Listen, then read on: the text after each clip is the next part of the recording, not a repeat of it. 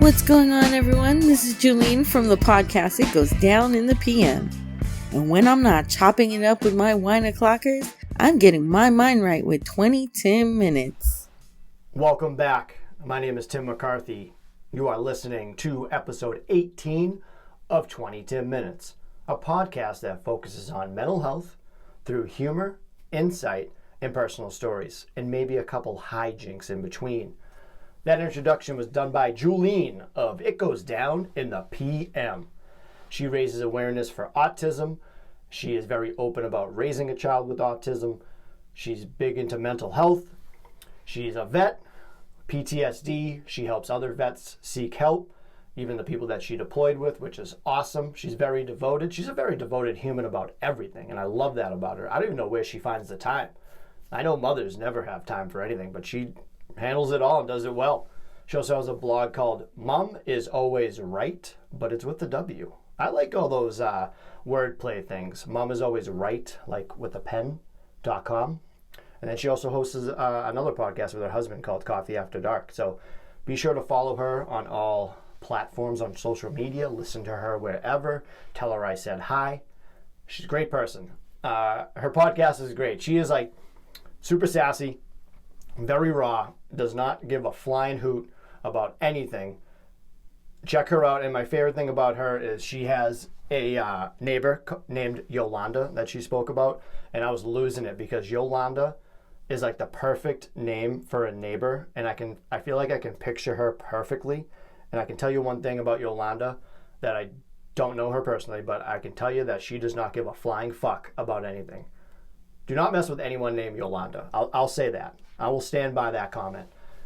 But yes, thank you, Juleen, for that introduction. You are an absolute sweetheart for helping me out. Very glad that you, all the things you do. So I salute you. So if you guys haven't noticed, for the people that are watching this, I am wearing a new hat. And the new hat has my logo on it. Yes, that is the 20TIMinutes hat. Exclusive, made by the good people down in Pawtucket, Rhode Island. ClassSick. That is class, the regular word, and then you just add the word sick to it because these hats are sick and they're taking you to school. I don't know if that's why they made the name, but that's what I'm going with. You can buy these on my website, on my app, or you can send me a DM and we can do it on the sly and get you one out. Limited quantities. Don't have many of them, but pick one up. They're a great fit. These are like my favorite fitted hats. Then another couple friends sent me some hats. Bandera's Market in Deli down in Dennisport, Massachusetts. Great fucking lids. I love these types of winter hats, especially when they're brightly colored because I get lost a lot. So you can give them a follow. I'm sending them a hat as well. Good friends of mine, Mikey. Bandera's Market, Dennisport, Massachusetts. Go get yourself a sub, delicatessens, and just have a good time down there eating food. And then shout out to Feedspot website. I'm number 14 on the top 25 mental health podcasts out there. So things are looking pretty good for your boy, Tim McCarthy. And I feel really good about it. And I'm not ashamed to admit that. Things have been going well. It's funny enough, I don't know if I mentioned this, but both of my therapists went away. So I had 2 appointments, and the guy that prescribes me my medicine, he had a family emergency where he had to go back home. And I was like, oh, is he okay? He's like, yeah, he just had some things to do. So I had another nurse prescribe me my medicine. But I was like, oh, man, that's my guy.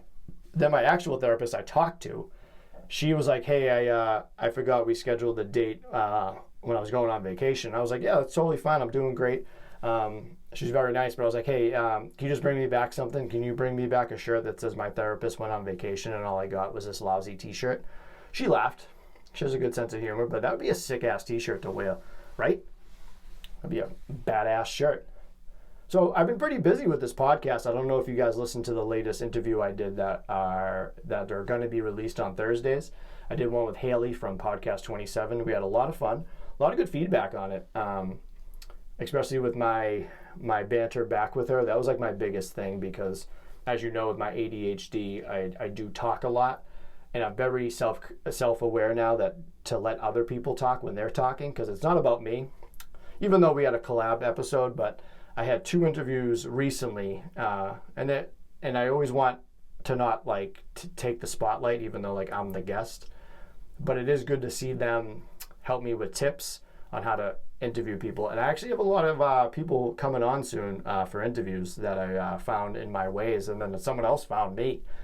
So I got a lot of good people coming up, and I'm very excited for you to check those people out. So I was recently on the podcast Bex and B. I found them on Instagram, or they found me, I forget. Very lovely ladies from over the pond in England, and we talked about mental health, obviously, and the differences between the States and the UK over there, which I was glad to talk to somebody about that, because last week I was saying I don't know how they treat it over there, if they're very good about it, because there's so many open people on Twitter versus people like me from the States that talk about mental health. And it was very interesting. They were saying that they feel like people are too proper and too like straightforward to talk about it. They're pretty much saying like the whole man up thing, like, oh, you're fine, just deal with it. And I felt that was kind of sad in a way. So I'm glad that they educated me on how things are going out there. But I'm glad those two lovely ladies are doing a great thing and helping out people. So be sure to follow Bex and B. And then I just recently had an impromptu interview with my friends over at the Sober Highway.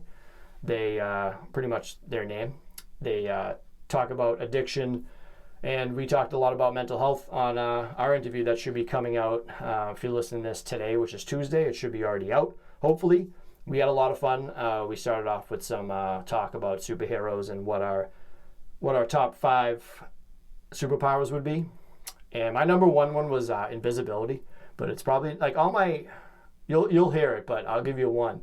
All my picks for superhero powers aren't for like good or evil. They're for just like convenient things. Like I picked invisibility because you ever like go out somewhere, like take the train or go to a bar, and you see that one person that, you know, from like high school, you don't really get along, but you like have to have awkward conversations. So if I saw that person, we made eye contact, and I just went on and just went invisible, then just get out of that situation and be like, all right, peace.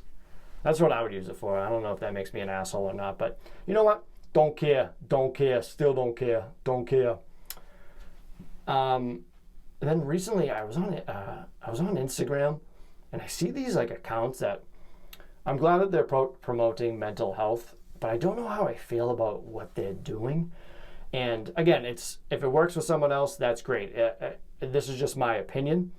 But they do this thing where it's like TikTok, and they reenact like mental health situations, which I find kind of weird. Like, I would take your word for it if you just wrote about it, but they show like them like having anxiety or like depression, and they like reenact it like they're in a movie. And I guess it's good because they can help someone visualize it, but I just feel like the whole like pantomime of it all, where you're kind of not faking it because you probably have it, and you're trying to relay it with like video instead of words. So maybe if you're not good with your words, I didn't actually even like really think about this from both ends. It was just one of those things I had to write down and talk about it and figure it out. But I read the comments, and people are like, oh yeah, thank you. They're very supportive, which is great. I like seeing support, but I'm always like, I don't get it. But that's just me being bitter. And good for them. Good for those people if they're helping out for real and not just trying to be like a new personality or like a new TikTok star. Like that's what I'm like afraid of, and I get not afraid of obviously, but I get my eye on them, and I'm like, hopefully they're doing the right thing. I was actually talking about the Meghan Markle thing with the royal family. I don't want to really get into it because I don't know what they do. I don't really know much about them. But Meghan Markle was talking about she had like suicidal thoughts, and people like giving her shit because like they're like, oh, she's an actress, she's faking it, blah blah blah. It's like, how the fuck do you know? How do you know she's faking it? Like maybe she twists other things she talks about, but you got to give her the benefit of the doubt. Like if she did go through that, I feel like the people that are saying that would do their little thoughts and prayers on Twitter. Again, I'm just guessing. They might not do that, but I feel like it's in no one's right to make that assumption, especially they don't know what goes behind the scenes and don't know them. Like, stay in your lane. Like, you can have your opinions, but why tweet about it? Talk about it with your friends when it's not recorded. Like, no one gives a shit about your negativity. And I felt bad for her. Like that's an awful feeling to have. And she might really feel like that. Who knows? And yeah, people take advantage of things a lot. And I understand that. And me and the Sober Highway talked about all those, like the words people use. But I feel bad for her. And I thought, and like, I knew she was kind of telling the truth about a lot of things, because she was saying, like, when she got over there, they're like, no one taught me the national anthem. Like, I had to Google it. And I could picture that exact thing. She was like, what am I going to do? So she's like on her computer, like trying to figure out like the national anthem. So yeah, you got to stop assuming everything's the worst with people, and they're just lying and using it. And again, some people do, but you have to give them the benefit of the doubt and not judge them. Because if you judge them and you're wrong, which you should be, because you shouldn't do that to other people, just let people be them and just stay in your lane. That's my biggest thing. If people ask for help, help them. If people ask for your comments, then comment. But you don't need your reckless comments. But yeah, me and the Sober Highway talked about like how people don't understand the words of certain things. Like, people will be like, oh my God, I'm so anxious. It's like, maybe you're just nervous. You're not really anxious. Like, you don't really know what anxiety is. Or people, like, especially with like the OCD one, people will be like, oh, I need my things organized. Like, I have OCD. And that's how I thought it was until I talked to my therapist. And I was like, hey, do I have OCD? And she went through like so many different situations that she was like, do you do this and that? I was like, no. She's like, yeah, you don't have OCD. You might have like OCD tendencies, which is fine, but I can manage them. I'm not going to therapy for my OCD. I'm going to therapy for my bipolar and my anxiety and depression. And it's funny, I always like making analogies, and I looked up analogies for anxiety, and I always love seeing other people's point of view. So I looked up this like website. Oh, it's in the UK. It's a .org though, and I want to go through a couple of them, because my interpretation of anxiety is you're worrying about you're worrying about the future, the uncertain future, and you're creating all these different scenarios in your head, but you're also worrying about the past that's already happened and how that would affect you. And anticipation is a big thing for me and my anxiety. I always overanalyze what's going to happen. I guess what conversations are going to happen to me. I guess I just predict what's going to happen, even though if it might not happen. And sometimes it does, and I think that's why I keep doing it, because I've been right before. It's like it's just guessing a number on roulette and hitting and be like, oh, I can keep doing this. And then you're like, nope, can't do it. Still can't do it. So one of the first ones I saw was, anxiety is like walking down a dark and scary alley without knowing what is waiting for you. That one's pretty good. I wouldn't say scary. Well, maybe. Definitely dark, but I wouldn't use scary as the word. But that's a good example if you don't know what anxiety is. Another one was, anxiety is like swimming in the ocean with no land in sight. I don't know if that one's pretty accurate. Like, I know there's going to be a land at some point. Well, I guess the insight makes it, but I don't even know how to swim, so that one doesn't really reflect with me. I've always liked the analogy of not worrying about what other people's tasks are doing, or like them getting to a point. So say like I see another podcast like reaching a goal that I want to reach, and I'm worrying too much about them. So one of my buddies I train with, Pat, he made a great analogy for me, because I was so upset about other people getting blue belts before me, because I do jujitsu. Do you guys know that? I'm a jujitsu guy. I feel like I'm so annoying with that, but I was getting frustrated with that, and I was being open with like certain friends, because you don't want to be like that guy at class and be like, where the hell's my belt? It was just one of those feelings I had and it was really good to open up to him. But he was like, you got to look at it this way. We're all in our own ship, and we're trying to get to the island, wherever it is.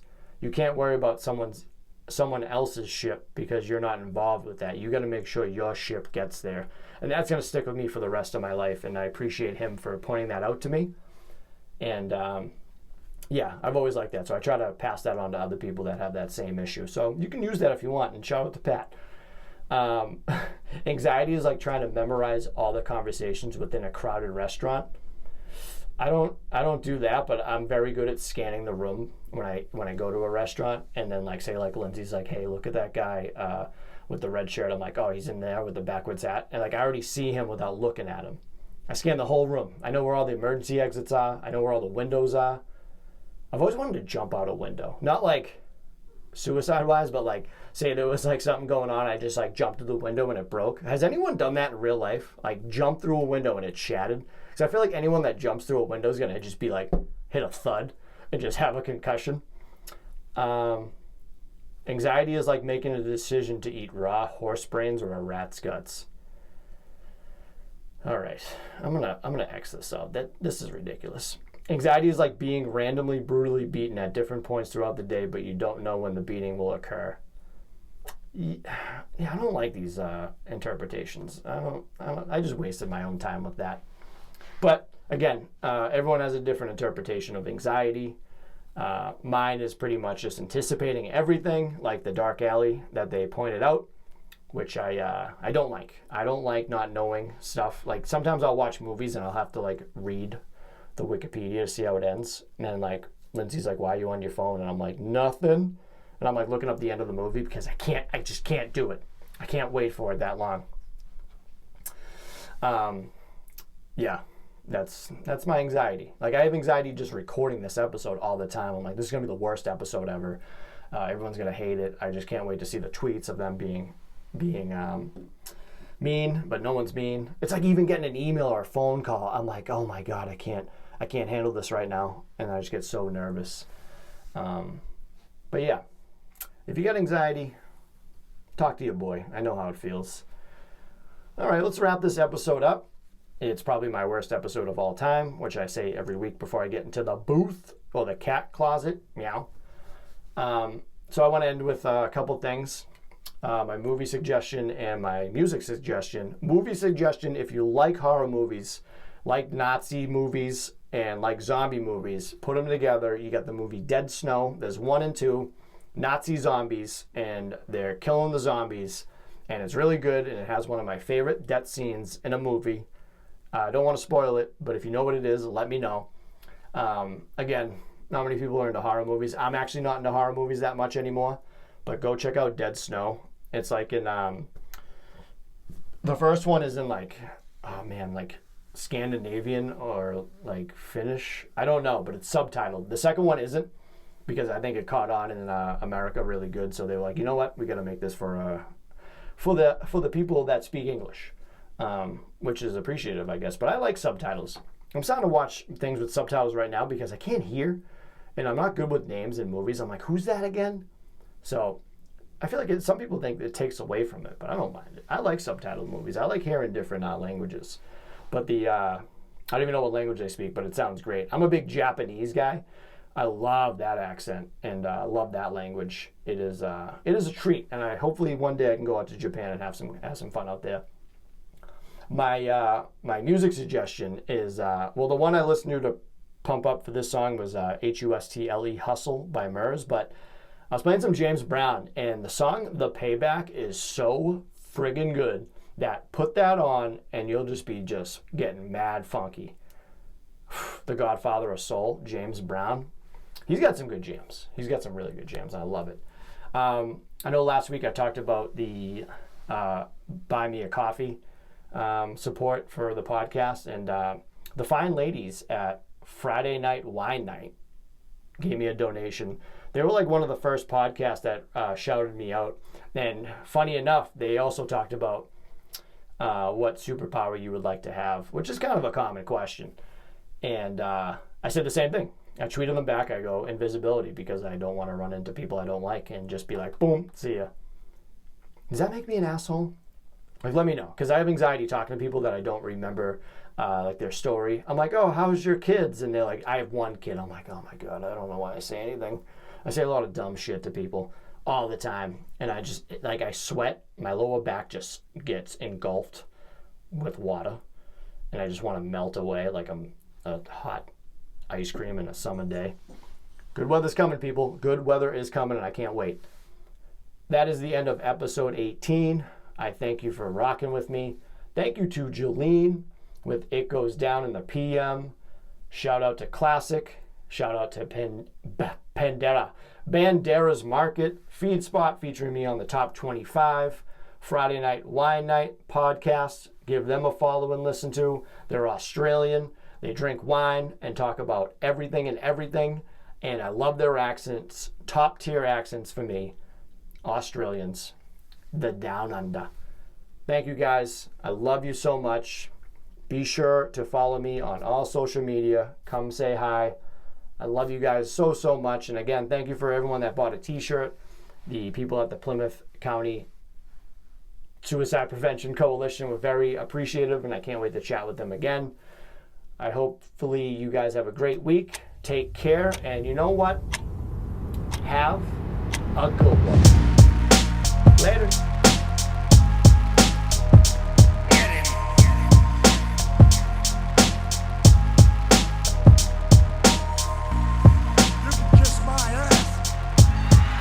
This podcast is not intended to be a substitute for professional medical advice, diagnosis, or treatment.